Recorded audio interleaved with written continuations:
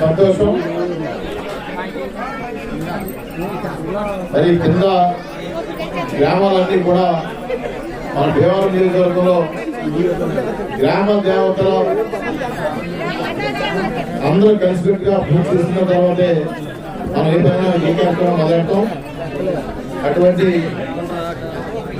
ఈరోజు ఎల్వేనపూర్ గ్రామ పంచాయతీ పరిధిలో మరి సిఐటి కమిటీ దగ్గర గ్రామ పరాలమ్మ అమ్మవారి విగ్రహ ప్రతిష్ట గ్రామ ప్రజలందరూ కూడా ఐక్యంగా మరి ఈ దేవత నిర్మించిన ఈరోజు మరి ఆ తల్లి యొక్క ఆశీర్వాదం అందరూ తీసుకుని ఈరోజు ప్రారంభించుకుంటే చాలా ఆనందంగా ఉంది.